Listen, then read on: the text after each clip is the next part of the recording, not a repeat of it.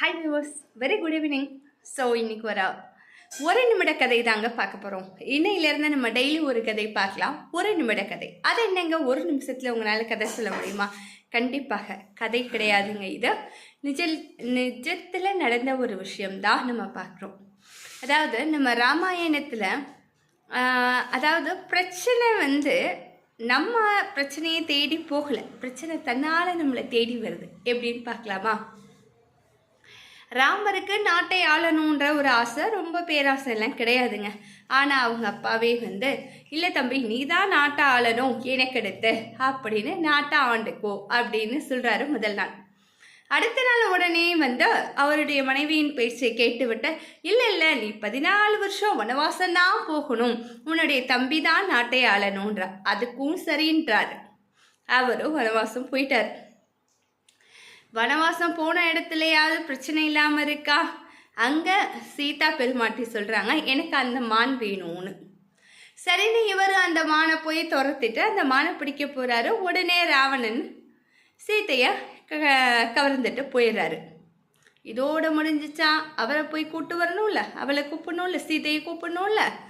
சரிட்டு அந்த இடத்துல ஒரு சின்ன ஒரு இதில் அவர் சுயநினைவை இழந்து இறக்க போகும் தருவாய் நேர்கிறது ராமருக்கு.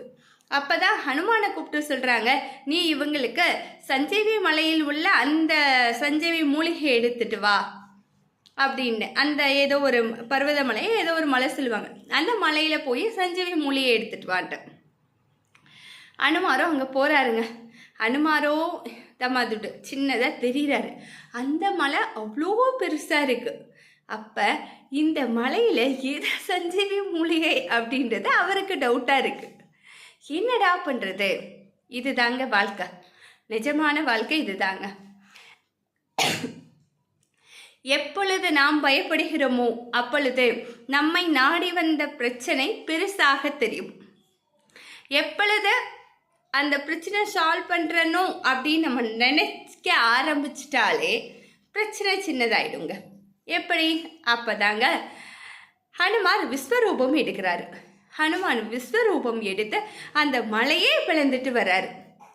ஆனால் அந்த மலைக்கு அவருக்கு என்ன தெரிஞ்சு, தான் ரொம்ப சின்னதாக இருக்கிற மாதிரி, மலை ரொம்ப பெருசாக இருக்கிற மாதிரியும், இதில் எந்த மூலிகையை எடுக்கிறது, அதுதான் இந்த மூலிகையா அப்படின்றது ஒரு டவுட் ஆச்சு.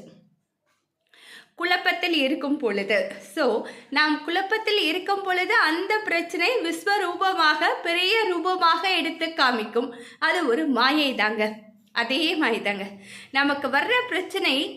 நம்ம மனம் தளர்ந்து விட்டாலோ, நாம் அப்பா என்னால் முடியாது சாமி, என்னால் விடுங்க, என்னால் முடியாது, தீர்க்கலாம் முடியாது, மனம் தளர்ந்து இருக்கும் பொழுது அந்த பிரச்சனை விஸ்வரூபமாக நமக்கு காட்சி தருகிறது.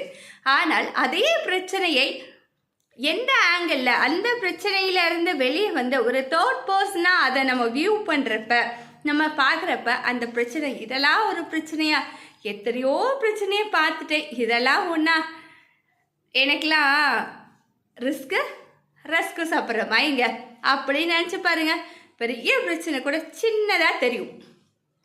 அதுக்கு தாங்க அந்த காலத்தில் இதிகாசங்கள்லாம் இருந்துச்சு. ராமாயணம், மகாபாரதம். இந்த இதிகாசங்கள் எதற்காக படைக்கப்பட்டது? மனித வாழ்க்கையில் நடக்கக்கூடிய அனைத்து விதமான சிக்கல்களையும் பிரச்சனைகளையும் ஆராய்ந்து, இன்ப துன்பங்கள் இதுதான் வாழ்க்கைனா, இதுதான் இன்பம், இதுதான் துன்பம், இப்படி இருந்த இந்த பிரச்சனைக்கு இதுதான் தீர்வு என்பதை முதல் கொண்டு எழுதி வைத்துள்ளார்கள்.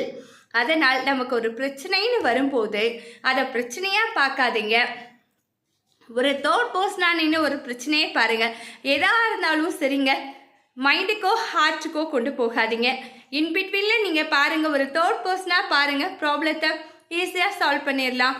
இதுதான் இன்னைக்கு ஒரு நிமிஷம் குட்டி கதை. ஸோ இதை மனசில் வச்சுக்கோங்க. எப்பயுமே பிரச்சனை தேடி நம்ம போக மாட்டாங்க, நம்மளை தேடி தானே பிரச்சனை வருது. ஸோ இதுதான் solution. Bye viewers, have a great day.